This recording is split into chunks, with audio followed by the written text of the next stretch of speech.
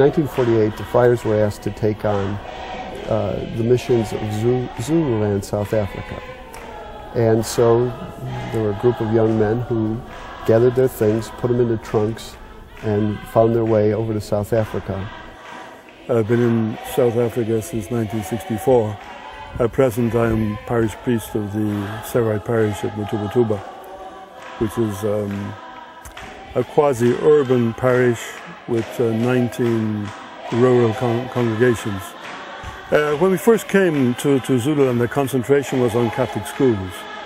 So in our small diocese, which is really of the Caird Apostolic, at one time we had 14 primary or grade schools and one high school.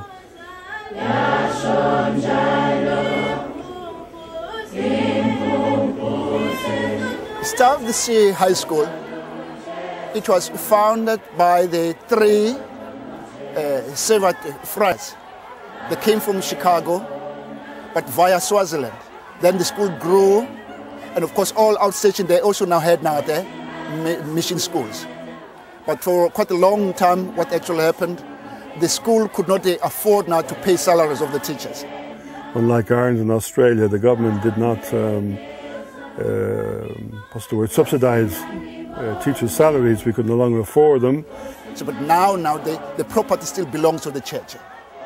But we usually still get now donation from abroad, specifically from the Sevite friars. And we appreciate now everything which they've done.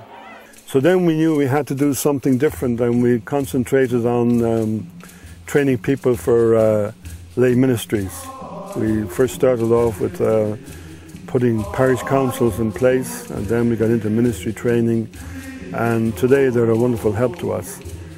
Other aspects of our work opened up too. We got involved in community development projects like gardens and handcrafts and gardening clubs, some farming, some tree planting.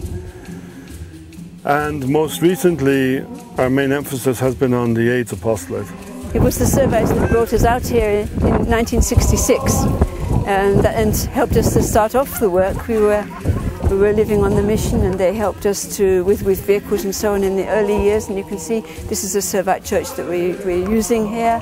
You'll still find people around the place saying, my child is alive because of milk from the Romans, you know. they don't understand about Servites, but they do know that it was the Catholic Church that supplied the milk that brought this child back from sort of being severely malnourished to being a healthy individual. As caring for the poor, being people who live in community, being people who are committed to fraternity. And this is what we try to do here. We live in community. There are many other missionary orders and missionary congregations where you have one man in one place. We don't do that.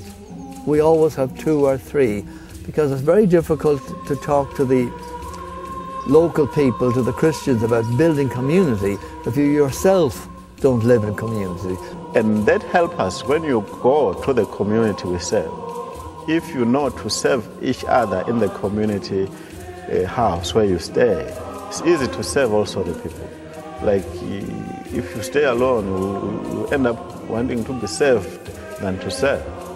So for me, this community life comes first, to serve than to be served.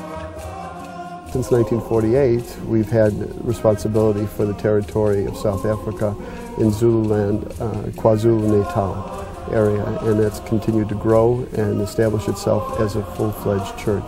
We're almost at full diocesan stage, but it's been a wonderful blessing and a great gift to watch the church in this area of South Africa emerge.